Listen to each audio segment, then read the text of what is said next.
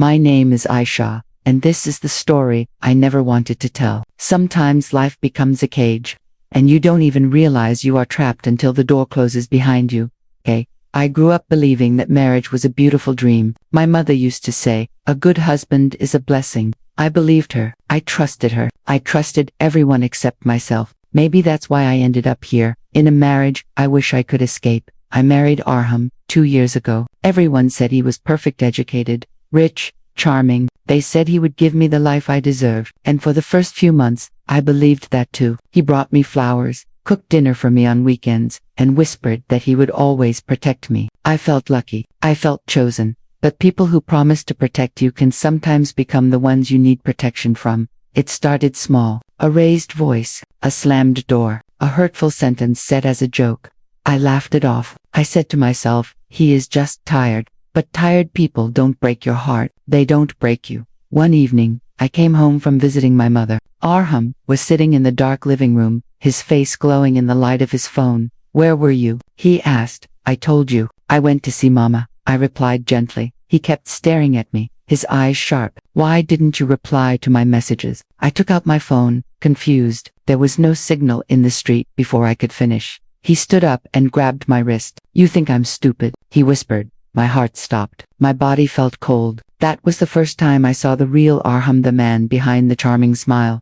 From that day on, I lived carefully. Every word, every step, every breath I planned, everything like a prisoner. I thought if I behaved perfectly, he would love me again, but nothing was enough. He wanted control. What I wore, who I talked to, where I went, how long I slept, even how long I smiled. Once, I asked if we could visit my younger sister on her birthday. He looked at me as if I had asked for something forbidden.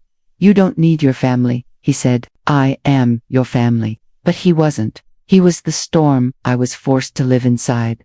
Then came the night that changed everything. I was cooking dinner when I accidentally dropped a glass. It shattered across the tiles. I froze. My hands shook. I knew what was coming. Arham entered the kitchen, his face cold. Can't you do anything right? He said.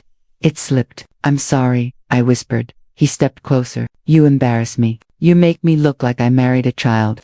He pushed the plate on the counter, letting it crash onto the broken glass. The sound echoed in my ears. Something inside me broke too. I kneeled down to pick up the pieces, but my vision blurred. I felt tears falling, one by one, onto the floor. Stop crying, he said. You cried too much.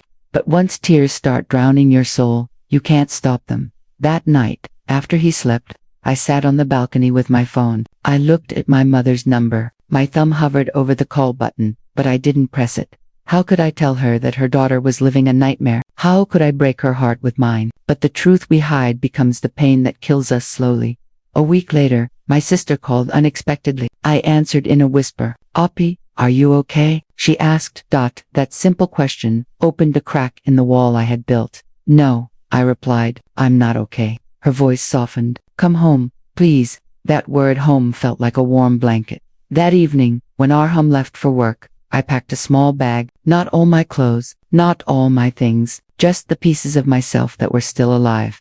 When I reached my mother's house, she opened the door before I even knocked. One look at my face, and she knew everything. She hugged me tightly, the way she used to when I was little. You're safe now, she whispered.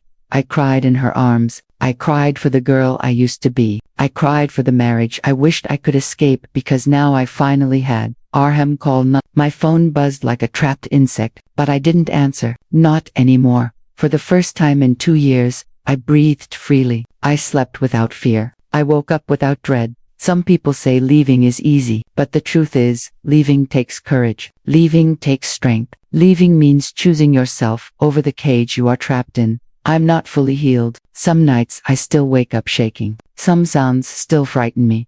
But healing is slow. Healing is a journey. Healing begins with one brave step. And I took mine. This is the story of the marriage I wish I could escape, and the life I'm finally learning to reclaim.